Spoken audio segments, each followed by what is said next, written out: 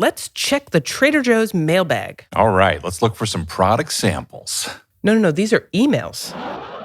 Hey, Trader Joe's, is the pumpkin ice cream coming back? Yes, it is. Okay, here's another one. Is the pumpkin cream cheese coming back? Yes, it is. What about the pumpkin Madeleine cookies? Yes. Pumpkin bagels? Sure. Pumpkin waffles? Absolutely. Pumpkin samosas? Yes, they're coming back, and I'm getting an email theme here. Here's one. Any new Trader Joe's pumpkin products? Any new Trader Joe's pumpkin products. Okay, a few. And some other new products, too. From the Trader Joe's mothership in Monrovia, California, it's our fall shopping list episode. Let's go inside Trader Joe's.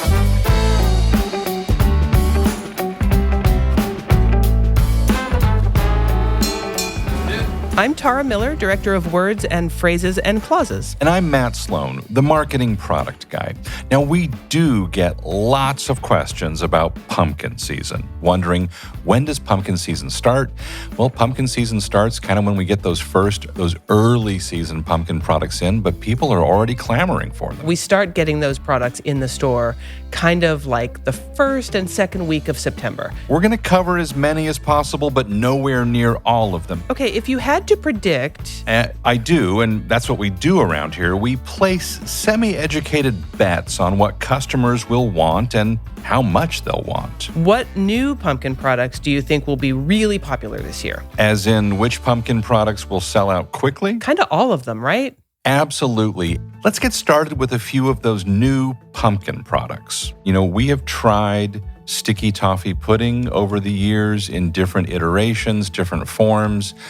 We have what I think is a recipe that will click. It's a variation on sticky toffee pudding, but we're calling them pumpkin sticky toffee cakes because they're little individual sized cakes. Easy to make, pop it in the microwave. You have a quick dessert that tastes like, it came from a 5-star restaurant kind of thing. This will be in the freezer. You heat them in the microwave for about a minute, and then you invert the individual serving onto a plate. And there's a sort of an oozy caramel on the top when you invert it. They're kind of extraordinary. I mean, you could eat them naked. Or you could be wearing clothes. It's really up to you. Yeah. Okay. You can eat them just as is, or you can add a scoop of vanilla ice cream or gild it a little bit with the pumpkin ice cream. Those should be in the stores, I would say, early to middle September. I'm so hopeful that these find fans. I'm just so excited. Okay, pumpkin. Let's keep going on pumpkin, Matt. Pumpkin spiced JoJo's sandwich cookies enrobed with pumpkin spice. I think of them as like little candy bars. You want to try one right now? I mean, twist an arm. Okay. Go ahead. All right. I'm really glad we hired on that Foley artist team to replicate the package opening. Right here. Grab a cookie. That was today's exercise, reaching for the cookie. And so interestingly, they're topped with sea salt. I mean, now, for those of you out there who are the pumpkin spice fans, the aroma coming off this cookie is all that and more. Yeah. That's a really good cookie. I mean, it's very sweet, but it has the tangy. You can, knowing that it's yogurt, you get that it's yogurt because there's a tanginess that kind of hits on the back of your tongue. Yeah, that outer edge of your tongue, and the salt hits. The salt. It's a really good cookie. Now, Linus, he waited for the great pumpkin. I'm waiting for a squash delicata. Delicata squash is that roughly cylindrical, somewhat striped, ridged squash. It is a winter squash, but it's not a hard squash. Really easy to slice, really easy to clean the seeds, and even easier to cook. You could do the sheet pan roasting. You could, cook it up stovetop on a pan, browning each side. They cook relatively quickly because they're soft, and it's beautiful as well. Delicata squash roasted and tossed with that pumpkin chipotle sauce would be fantastic.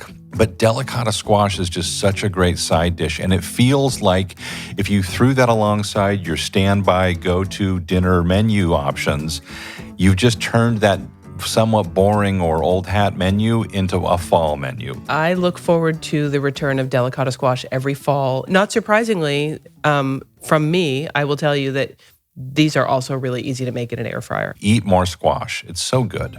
We have a couple of other squashy things here, Matt. I want to talk first about the butternut squash mac and cheese. Even though it's only in stores basically in the fall, it shows up on our Customer Choice Awards every year as a top 5 favorite because people buy enough of it to stock their freezers for months. It's mac and cheese, but it also has the addition of butternut squash puree and some great seasonal spices, and it just elevates what is a very simple dish to something that's kind of on the verge of extraordinary. Yeah, and I mean, easy to pair with lots of stuff. Or you could just, enjoy it as a main course with a little salad on the side too. So now this is going to lead us to somewhere else. When we realized just how popular the butternut squash mac and cheese was, we thought, what about mac and cheese bites with this flavor? And so last year we introduced butternut squash mac and cheese bites into the freezer case, and they also just went gangbusters. Yes. Yeah. And Huge. that, in hindsight, I guess that feels somewhat inevitable. But what wasn't guaranteed was how great they actually are. It's creamy, it's crunchy on the outside, it's got a nice chew on the inside. It's really good. It's a fun appetizer. Again, if you take a box of these and split them between 2 people and have a salad on the side, that's a fun dinner, actually. And it's pretty filling. That's a pretty treaty dinner, yeah, man. Right? I think. Hey, Matt, before we leave the world of pumpkin, we have a special guest. Some people never leave the world of pumpkin. Our friend Jasmine, category manager of grocery here at Trader Joe's, is back. Hello. Hi, everyone. Who's going to talk to us about not only one of our pumpkin products, but one of our other new products for the season. Ready for the fall? It's a crazy time. I need some cool weather. Well, that's, yes. Good luck with that. Yes. I know. And let us know. Well, right now, we want to be here talking to you about pumpkin chipotle roasting sauce. Mm-hmm. This is a really cool product. And totally weird, because in classic Trader Joe's style, we've given you no help on the label whatsoever. No, it's a jar. Looks like a jar of salsa, kind of, but it says pumpkin chipotle roasting sauce. Good luck, everybody. Okay, tell us how to use it. I think sometimes we leave the ideas off intentionally because we want to give our customers creative freedom, right? What exactly can you do with this? Kind of anything. We actually took some boneless, skinless chicken thighs and just put them in a single layer in a baking pan. And then we just dumped almost the entire jar on top of them and then just kind of, jostled them around until they were fully coated and then baked them. And they came out, they were just succulent. And I think sometimes you could even pull it apart a little bit because they get really tender and you get that sweet pumpkin. Oh man, so you're kind flavor. of almost like a pulled chicken, like barbecue situation. That would be a great sandwich. Wow. Oh yeah, on our Aloha rolls, I like making sliders with the Aloha rolls because you can make a whole loaf at a time. Just cut them in half and then you spread whatever you want in your sandwich across the whole loaf. Holy bottom. cats, that's a hack if I ever heard one. It is, right? Can I add one more thing about that preparation? If you really have to. I have to, because this is like the creme de la creme, because at the end... That's what we've been waiting for. You've been holding out all this time. When you take it out of the oven, you kind of get this more caramelized version of the sauce that's sweeter and deeper in flavor. Let's say you pull apart, the chicken, you can put that sauce back on there and it gives it an even greater depth of flavor. So you could almost use it as a topping. That's the best stuff. It was so good. Yeah. It was delicious. This is a really great sauce because I'm thinking of starting to have plans for entertaining. A classic party appetizer, little meatballs in some kind of sauce. We've got lots of great types of meatballs in the frozen section. Any of those slowly simmered in this pumpkin chipotle sauce would be fantastic. Oh, that smells so good. If you wanted to go sheet pan roasting or roast in a cast iron pan, any kind of root vegetables, even some squash, get them roasted. And then toward the end of that roasting, pour this sauce over, toss them around to get them even coated, back in the oven just for a few minutes. Take the challenge, try this sauce. It's going to be great. The next thing we want to talk to you about is the organic maple vinaigrette dressing. Yes. That sounds so good. It's delicious. It's very sweet. Should we try it? The easiest preparation is to pair it with like a dark leafy greens, like the ones that are a bit more bitter. Like the sweetness really cuts through. I think this would be fun to, if you had a bunch of roasted sweet potatoes, this would be fantastic. All right, I'm going to try to open it. I was meeting with our Vermont maple syrup supplier. He would tell me a lot of stories, but one of the ones he told me was, how many different uses they had of maple syrup. I mean, they would even add it to bolognese. It's typical to like where you would add sugar. And he told me that his mom used to make a maple vinaigrette. And I asked him, I said, what does that, entail? And he kind of just said, you take some olive oil, you add maple syrup, maybe some lemon juice for acidity and some herbs. And I'm like, that's a wonderful idea for us to. Well, thanks, Syrup Guy. I know. Right? Yeah. Syrup Guy had a good idea. This is delicious. It's great. I mean, it tastes like maple syrup, but as a vinaigrette. I mean, Yes. I'm going to try that tossed with delicata squash, actually. Yeah, I think that'd be really love cool delicata roasted. squash. Yeah, I me think too. this is going to be a hit with roasted vegetables. That's due to show up on stores kind of like early September, The right? first week of September is what we're planning on. Hey, while we have you here, Yeah, of course. are there any other products that might not be on our list of featured things today that you're excited about for the fall? So I was actually just going to say, Okay, so here is Jasmine's secret fall pick to click. Take it, Jasmine. Go for it. Drum roll, please. crunchy chili, cranberry, orange, and onion in olive oil with dried bell peppers and brown sugar. Who says brevity is the source of all wit? It has a super long name. It's like- We almost couldn't fit it on the label. Yeah, it's so good. This is a game changer. Whoa. Oh, Truly? No, it really is. Like if you For don't whom? for me Okay. and hopefully for many other people. That's the But spirit. honestly, it's a great topping, and I love the sweetness that you get from the cranberries because they're fairly large sized pieces, so you get like that chew and then that sweetness. how about some like little potatoes tossed in that and roasted on a sheet pan? Just roasted potatoes with that level of cranberry orange. Just for the heck of it, roast up a giant batch of tater tots and then pour yeah. that on top and like shake them around in that and have spicy cranberry orange tater tots to welcome fall. I just eat sides usually during Thanksgiving, and then I'll like have a little bit of turkey. But I think my life is that gonna now? change. Is that That's not coming till later in the fall, right? I want to say end of October. Yeah. It's like hot off the presses. Thank you, Jasmine. Thank you so much. Thanks for having me. Yeah. Happy fall. In the words of Teresa, dairy section leader at the new Trader Joe's in Parker, Colorado, Now that's in episode 53. right, she said, oat beverage is the star of the dairy section. These days, it really is. And look no further for proof than the return of the maple oat beverage. I've spoken to a lot of people who love this product and who get really excited when it comes back into the store in the fall. It's vegan, it's lactose free, it's dairy free. When you hear from people who are excited to have this come back, how are they using it? Are they just drinking it? Or? No, it's mostly in coffee drinks, like a maple latte. I know maple oat latte sounds so cool. It sounds fancy. Totally. Right? The maple oat beverage, that'll be back in stores around mid-September. So Okay. there's more maple coming, man. Thankfully. Pretty good stuff. Take a trip with us back to the frozen aisle to take a look at some salted maple ice cream. Yes, please. You know what, Matt? I forgot. I have a sample of this. You want to try it? Sure. Okay, I'm going to go get it. I'll be right back. All right.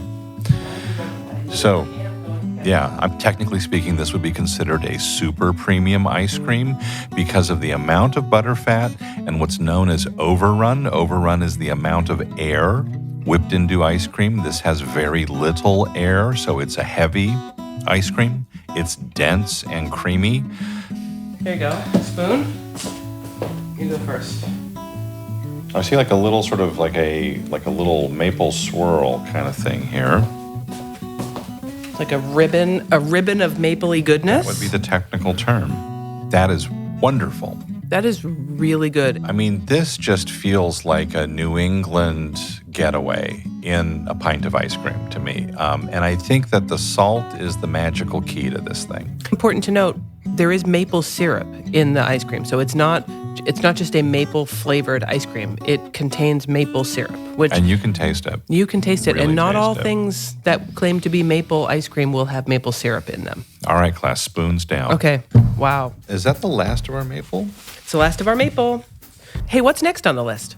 There's a lot going on here. This is a cinnamon roll Blondie bar baking mix. These are so delicious. When we had these at the tasting panel, I think everyone was like, wait a minute, what is this? This screams for some sort of brunch type of scenario. And if you serve them warm, they're a little gooey. They just have that extra oomph of a freshly baked cinnamon roll. The cinnamon roll part of that feels more breakfasty, but this would absolutely work well as dessert. I'm thinking this would be a fun thing. Grab a box, bake up a batch for the guy across the street who always calls you when your trash cans are out for too long.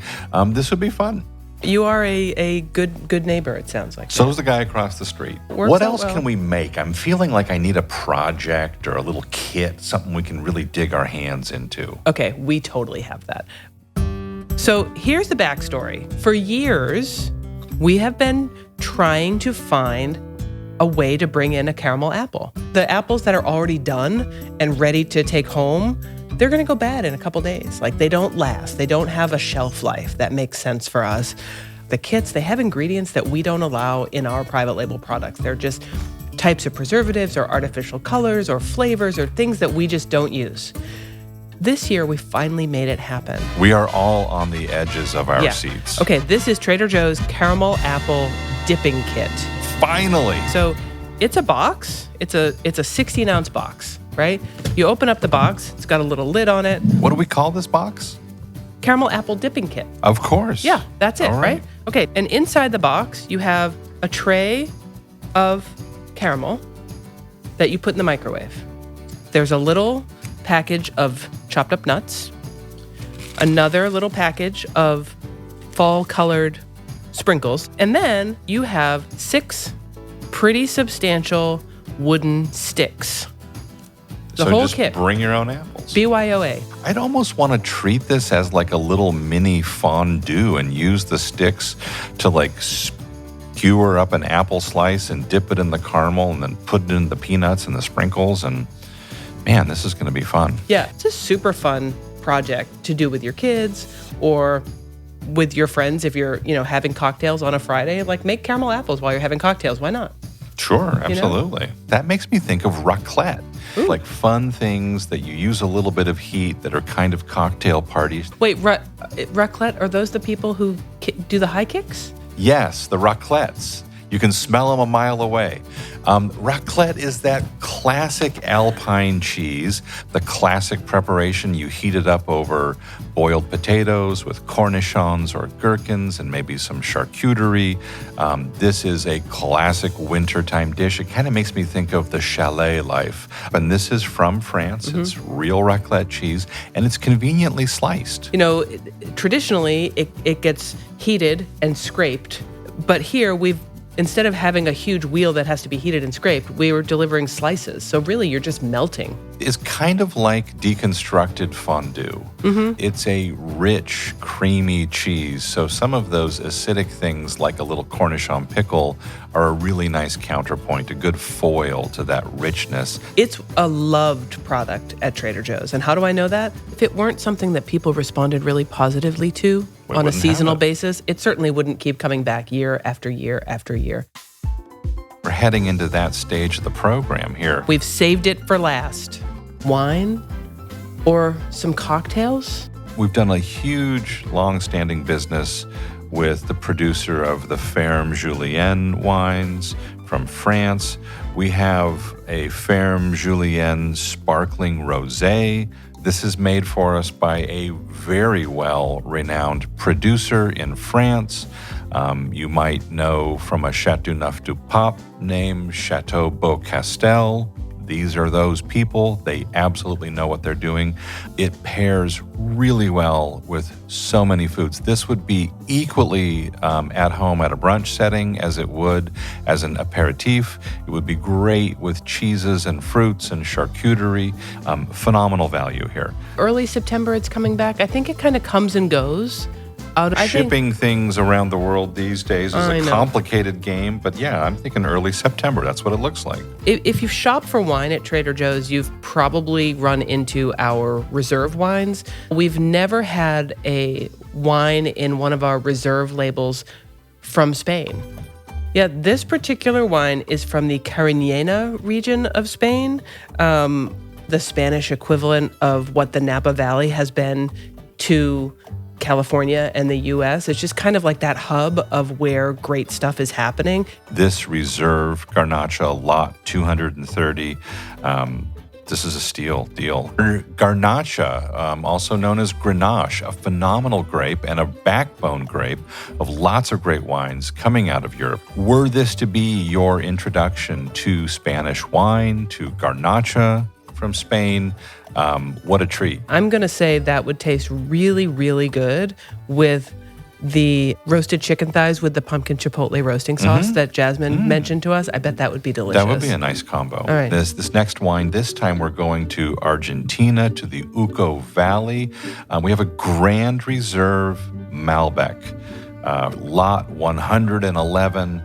Malbecs have been finding favor with American wine drinkers for quite some time. Yeah, it's a really impressive wine, so deeply purpley red that it's striking just to look at. And then when you get a chance to have a taste of it, there's all these sort of complex layers of flavors, and it's kind of lush on your palate. This is going to need some big food flavors to stand up, like grilled and or braised red meats. This is going to work really well with that because it's a big, big flavorful wine. It's almost embarrassing to see how many fantastic wines we have on this list to feature episode. And it's just a handful, literally, of all the great things that we've got coming. We have 2 Platinum Reserve wines to talk about, and that's very unusual to have multiple Platinum Reserves in the store at the same time. One is a Cabernet, and one is a Petit Verdot, which I don't think we've ever done a Platinum Reserve Petit Verdot. Not that many people are familiar with it. It's often used as a blending component in red wines. It adds a lot of great structural depth and depth of flavor. This particular expression, this is a Platinum Reserve Petit Verdot. It's from the Napa Valley. We call it Lot 105. It's 95% Petit Verdot and about 5% Cabernet Sauvignon. Really a fun wine. And I think what would be fun, taste this alongside another red wine, maybe even the Trader Joe's Platinum Reserve Cabernet Sauvignon from the Stag's Leap District, Lot 104. So you could taste Lot 104 next to Lot 105 and see what the differences are. And I think that would be really cool because that Stag's Leap District cab, they grow some phenomenal wines that command staggering prices. Not so much here. This is cool. And this is going to sell, I would bet, really quickly. This is the thing about all of the wines in our reserve program is none of them are meant to last forever because wines change year to year. So we buy what we can get. We can't predict what's going to be back from year to year. So, man, I mean, those are all expressions of the phenomenal work that the wine team is doing, bringing amazing things at really incredible prices to your neighborhood store. So if you like beer, this is from the Campanology, or the School of Bell Ringing Brewery, and this is a coffee peanut butter cup porter. And this is a serious sipper. I think it's 9% alcohol by volume, so this is almost like a dessert beer. It is a delicious beer. It does taste like dessert. It actually has peanut powder thrown into the malted grains when they're brewing it, and it's absolutely meant for sharing. It's in It's a 22-ounce bottle, so that is great to share with, 3 or 4 folks. We're doing some really fun things in the spirits world. One of those is coming back for maybe its 4th or 5th year seasonally. It's a pumpkin spice cream liqueur. Yeah, I'm thinking like if you wanted to bookend your day with pumpkin spice lattes, this would be like the evening nightcap version with decaf, of course. Yeah, I've had it in coffee as an evening sipper. Creamy, sweet, creamy. Yep, really I've heard good. tell of even pouring this on ice cream as sort of a grown-up dessert. I think a lot of folks will be glad to hear it's coming back. Let's talk about rum. Let's talk about rum. It's basically fermented sugarcane juice. So as a thing, it can be relatively innocuous firewater if it's not given some special handling. And what we have to offer here is a 5-year aged rum from Panama. It's aged in bourbon barrels. And then those barrels are brought up to North America, to Sonoma, and that rum is transferred from bourbon barrels into wine barrels where it gets a finishing age process. And the depth of flavor is really interesting. It's not just a hot spirit. And while you could mix this into a mixed drink, I think of this as almost like a sipping tequila or a sipping scotch. This would be probably best enjoyed on its own. If you shop at a Trader Joe's that can and does sell spirits, that should show up around early September. Early September, wow. There's a lot happening in September, and this list was not comprehensive. I know it seemed long, but there are so many more new products coming into stores this fall. Many, many more. Check out the Fearless Flyer, keep an eye on our Instagram page, or better yet, take a leisurely stroll through your neighborhood Trader Joe's. Maybe ask the crew what they like. They're always glad to help. Okay, it is time for us to go. After all that wine, the beer, maybe we should call a cab. Ernest Sauvignon? No, sorry. Yeah. Okay. Get the next episode of Inside Trader Joe's to you by hitting that free subscribe or follow button. It is free and worth every penny. Until next time, thanks for listening. And thanks for listening.